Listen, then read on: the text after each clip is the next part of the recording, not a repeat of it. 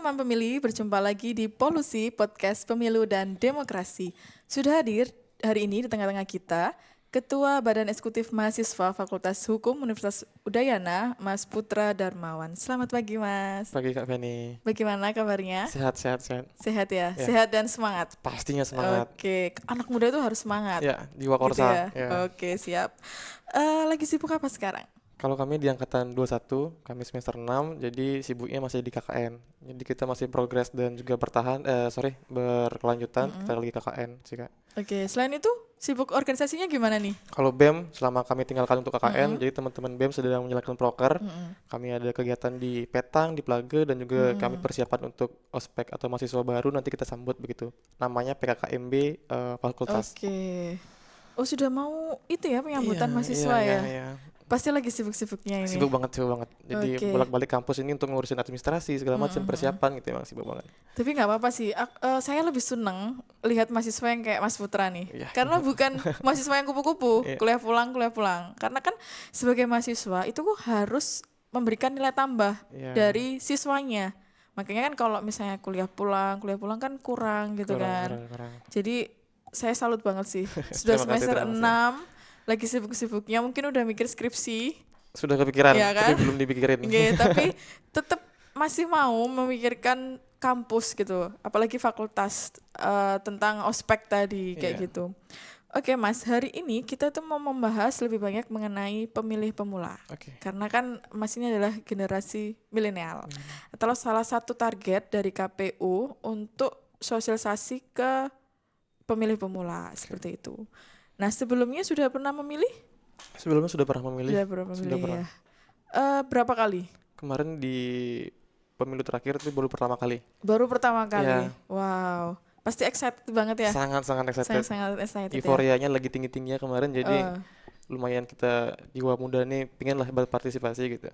Oke. Kalau dari kamu sendiri, apa sih Mas makna dari pesta demokrasi? Oke.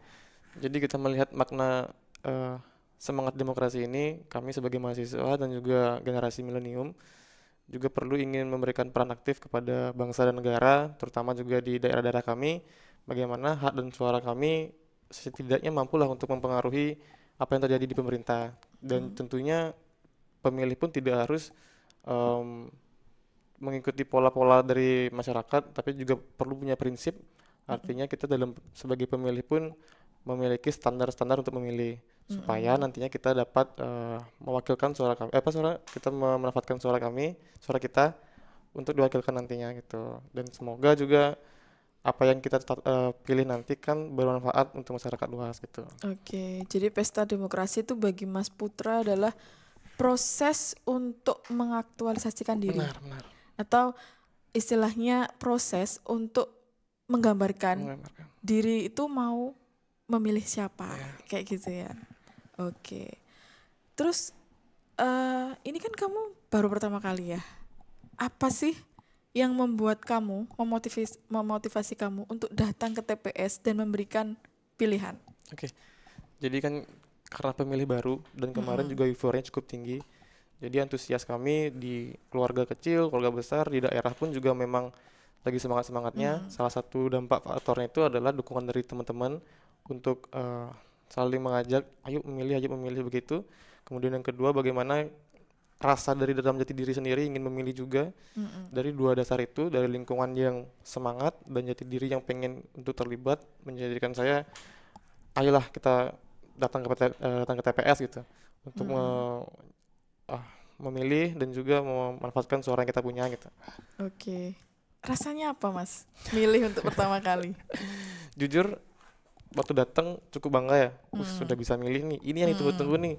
Jadi rasanya kita sudah merasa dapat menggunakan hak suara kita. Dan kemudian setelah datang ya memang awalnya bingung gitu, awalnya canggung, belum tahu alurnya seperti apa, belum tahu jalannya kemana. Tapi memang saat itu diarahkan dengan sangat bagus. Kemudian juga kita jadinya lebih untuk teratur memilihnya seperti apa begitu.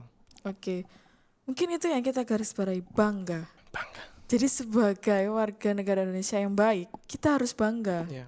Kalau kita ikut serta dalam mensukseskan pesta demokrasi. Apalagi untuk pemilih pemula, ya kan ya? karena baru pertama nih, jadi saya harus bangga supaya mereka ini nggak golput, ya kan? Atau nggak males untuk datang ke TPS gitu ya.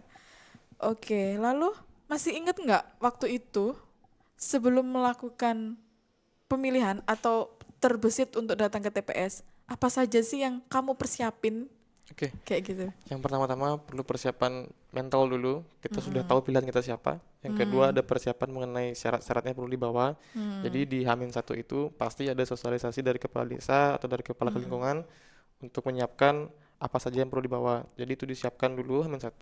Kemudian ketika sudah di hari H, mental sudah ada, pilihan sudah ada, datang, pilih, pulang langsung begitu.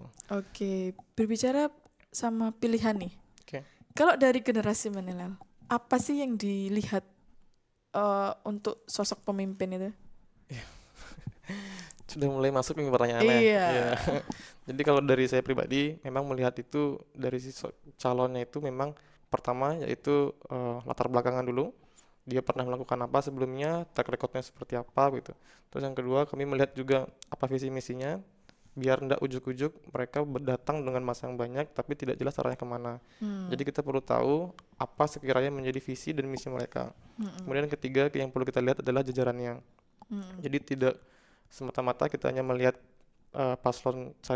calon dan paslon, tapi juga perlu kita melihat jajarannya siapa karena tidak menutup kemungkinan mereka bekerja akan didukung oleh teman-teman di belakang. Contohnya seperti apa? Bahwasannya contohnya seperti jajaran-jajaran yang belakang dalam mensupport dan juga jajaran nanti itu siapa gitu.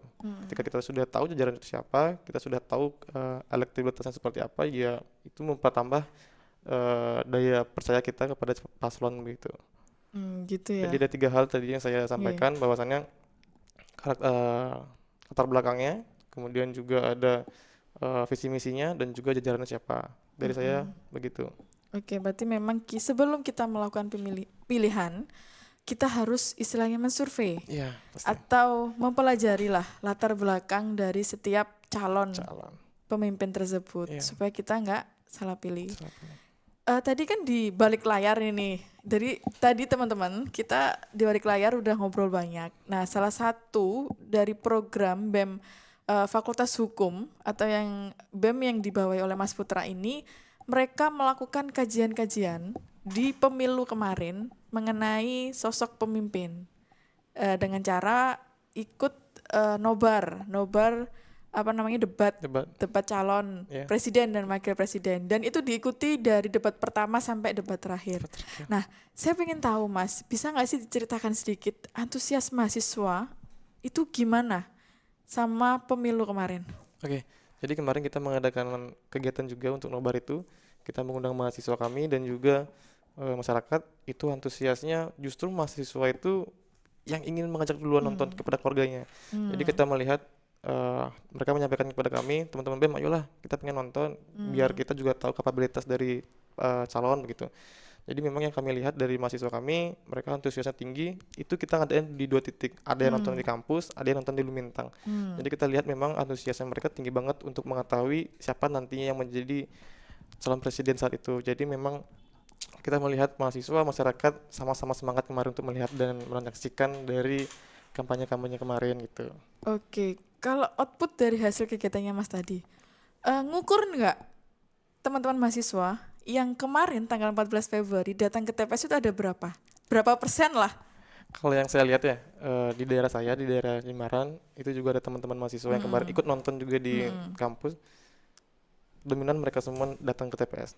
Datang ke TPS Jadi ya? tidak hanya semangat nonton, tapi mereka juga pagi itu semangat untuk memilih juga gitu. Oke. Ya, Kira-kira di pilkada nanti, kalau ada debat nih, bakalan ngajak teman-teman mahasiswa nggak untuk datang nonton? kalau boleh diizinkan, kita ingin mengundang calon-calon itu, paslon-paslonnya, berharap bahwasannya, ayolah kita coba ingin menyampaikan apa yang menjadi keluh kesah kami, dan kami benar-benar ingin menguji bahwasannya yang nanti terpilih adalah orang yang layak.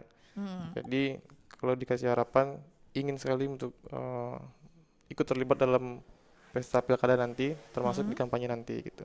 Dalam artian kita ikutnya itu secara netral dan menyiapkan bagaimana fasilitas dan juga audiens dan segala macam mahasiswa yang ingin dilibatkan seperti itu.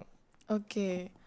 Eh mungkin bisa diberikan tips and trick bagi pemilih pemula, apa saja sih yang harus mereka persiapkan untuk datang ke TPS atau untuk menentukan pemimpin kalau dari Mas Putra Oke, sendiri? yang seperti saya bilang tadi, kalian pemilih pemula, jadi nanti pertama-tama sebelum kalian ke TPS, jauh-jauh dari sebelumnya kalian sudah mempersiapkan pilihan kalian siapa, kalian sudah melakukan survei kepada masing-masing paslon, masing-masing calon.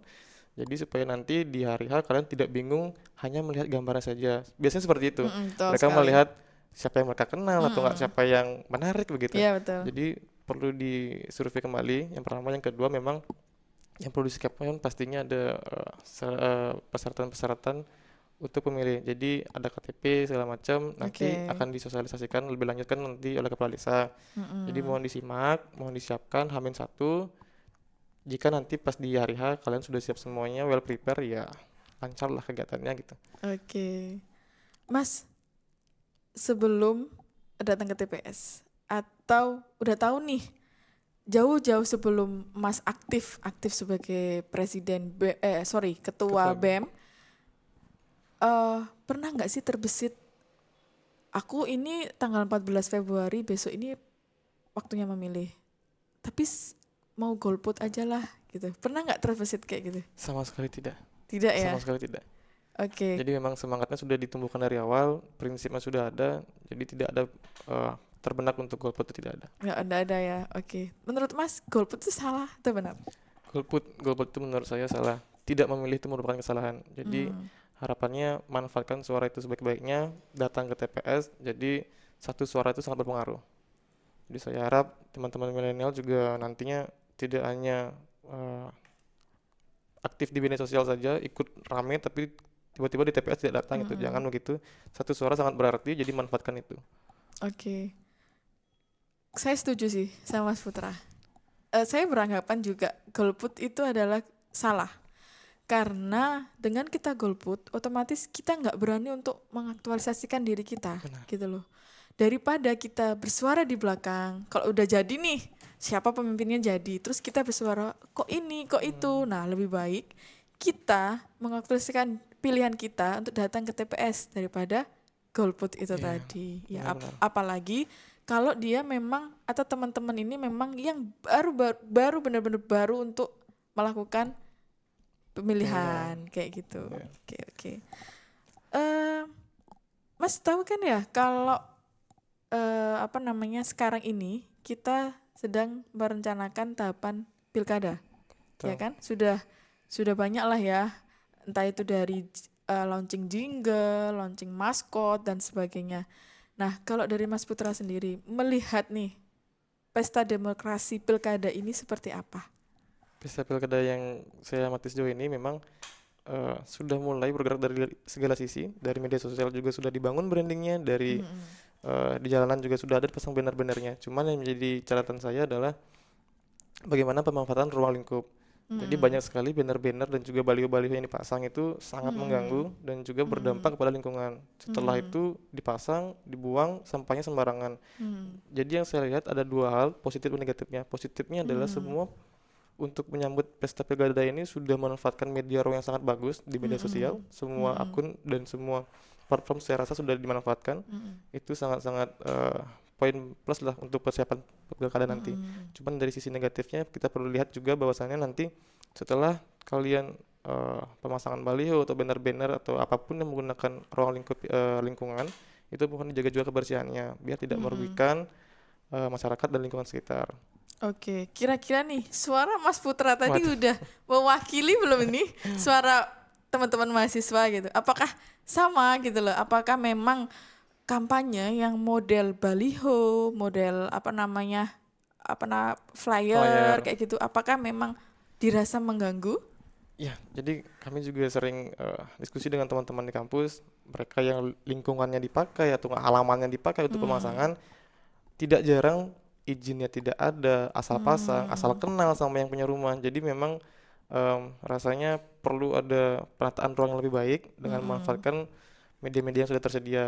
Jadi apakah salah? Tidak, tapi dimanfaatkan ruang-ruang yang baik, jangan sembarangan, begitu aja sih dari saya. Oke, Berarti memang itu suara dari teman-teman mahasiswa juga ya. Mereka banyak yang mengeluh juga seperti itu. Oke. Kasih tips dong buat KPU. Kira-kira cara sosialisasi yang seperti apa yang bakal mengena ke teman-teman generasi milenial? Oke. Jadi kita tahu generasi milenial kan juga mayoritas mereka dominan aktifnya di media sosial.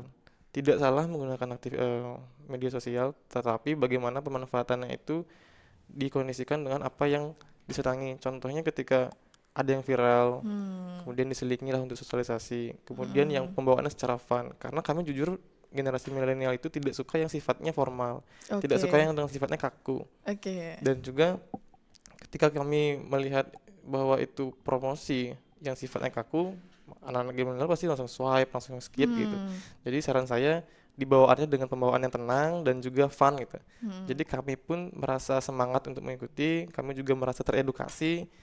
Jadi selingan-selingan untuk pemberitahuan itu dibawakan secara santai aja dan juga fun gitu. Santai dan fun gitu ya. Oke. Kalau pemanfaatan media sosial Mas, kira-kira ada nggak sih yang perlu kami perbaiki gitu? Kalau dari kacamata seorang pemilih milenial nih. Oke. Dari yang saya lihat juga dari persiapan kemarin, teman-teman KPU kan sudah menggunakan beberapa platform, ada yang di YouTube, ada yang di Instagram, ada yang di juga Facebook begitu. Tapi menjadi harapan ya dari saya mungkin nanti pemanfaatannya itu secara konsisten. Jadi tidak hanya by momentum baru kita ramaikan begitu. Jadi dari YouTube, Instagram dan Facebook saya harap juga berbeda-beda kontennya. Ketika satu konten diupload di 3 platform yang sama itu kan sifatnya monoton. Kemudian yang di Instagram juga sudah baik dalam artian cara edukasinya, pembawaannya juga sudah menurut saya sudah masuk ke generasi kami. Cuman yang lebih kami harapkan adalah bagaimana seling-selingan dari informasi, selingan-selingan edukasinya lebih tonjolkan lagi. Gitu sih. Mungkin ada satu lagi ya pakai brand ambassador mungkin. Brand ambassador ya. Atau juga lebih sering libatkanlah teman-teman mahasiswa atau masyarakat. Jadi mereka merasa diajak dan juga terlibat, jadi meningkatkan juga kesadaran mereka untuk memilih nantinya gitu. Oke. Sudah follow Instagramnya KPU Kabupaten Badung? Sudah ya? Sudah pasti. Ngikutin Facebook? Tidak, tidak ngikutin, Instagram? tapi kita ngeliat juga di Facebook gitu. Oke. YouTube? Udah follow? Sudah follow juga, subscribe. Oke, iya. Berkaitan dengan tadi yang Mas bilang brand ambassador, libatkan mahasiswa. Nah ini informasi nih untuk teman-teman mahasiswa juga. Kalau nantinya kita ada yang namanya relawan demokrasi. Nah relawan demokrasi ini itu tugasnya untuk membantu KPU mensosialisasikan kepada segmentasi pemilih yang ada di masyarakat. Nah itu semua masyarakat Badung bisa ikut. Dan itu juga bisa diikuti oleh teman-teman mahasiswa. Apalagi dengan background yang dia mungkin bisa pernah jadi reporter atau memang dia editor sosial media dan sebagainya. Nah, itu bisa ikut nanti daftar di situ. Jadi mahasiswa nanti bisa ngambil peran di situ. Jadi tadi kan Mas bilang ya, kalau misalnya tadi kan di awal Mas bilang nih, Mas Putra sendiri kan karena sudah aktif di dalam kampus mengurus BEM, nggak sempet ikut PPS, nggak sempet ikut KPPS, bahkan mungkin di jajaran samping nggak sempet ikut PTPS kayak gitu pengawas. Nah bisa nih Mas, dalam waktu kerja 1 bulan aja. 1 bulan aja, nanti teman-teman bisa aktif untuk menjadi relawan demokrasi dan menyebarkan informasi-informasi mengenai Pilkada Badung tahun 2024. Mungkin diinfokan jangka waktu bukaannya itu kapan nanti? Iya pasti nanti. Jadi teman-teman pemilih dimanapun Anda berada bisa stay tune. Jadi sering-sering buka IG-nya KPU Kabupaten Badung dan pastinya nanti akan kami posting terkait rekrutmen relawan demokrasi. Keren. Gitu. Lumayan loh 1 bulan bisa membantu KPU menyebarkan informasi dan istilahnya menyumbang partisipasi pemilih untuk Pilkada Badung 2024 begitu. Keren. Udah tahu kan ya Pilkada tahun berapa tanggal berapa? Belum tuh, kapan tuh? Belum tahu. Belum sampaikan dong. Oh ya Iya. ya ya. Jadi pilkada ini Heeh. nanti akan dilaksanakan hari Rabu tanggal 27 November 27 November. 2024 Oke, itu gitu. teman-teman ya, tanggal Ya. 27 November dicatat, diingat, Mm-mm. cari hari libur lah. Pasti Untuk hari mengambil libur proses. itu. Artinya teman-teman siapkan waktu kosong untuk Ya datang lah gitu betul. teman-teman. Ya harus. Oke. Terakhir nih Mas, Oke. motivasi dong dan ajakan untuk generasi milenial supaya nggak golput dan datang ke TPS pada tanggal 27 November 2024. Oke. Buat teman-teman khususnya generasi milenial, saya sangat berharap teman-teman juga mampu terlibat dalam pesta pilkada nanti. Satu suara sangat berarti, jadi manfaatkan itu. Sebelum itu juga kalian perlu melihat latar belakang dan track record dari calon supaya nanti yang mewakili daerah kalian itu adalah orang-orang terpilih dan memang akan memberikan dampak banyak kepada kalian. Jadi jangan pernah berpikir bahwa suara saya tidak berguna, suara saya tidak juga bermanfaat. Tapi jangan salah, satu suara, satu selisih sangat berarti teman-teman. Jadi saya harap sukseskan pilkada tahun ini. Terima kasih. Oke, gitu ya teman pemilih. Jadi untuk pemilih, khususnya untuk teman-teman pemilih pemula, satu suara sangat berarti. Jangan sampai kalian menyia-nyiakan suara kalian untuk tidak datang ke TPS pada tanggal 27 November 2024. Sekian podcast kami hari ini. Saya harapkan Mas Putra nggak kapok untuk datang ke sini. Dan kami ucapkan terima kasih atas kedatangannya di sela-sela kesibukannya KKN. Ya. Dan jangan lupa subscribe dan like YouTube kami. Dan salam demokrasi. Salam demokrasi.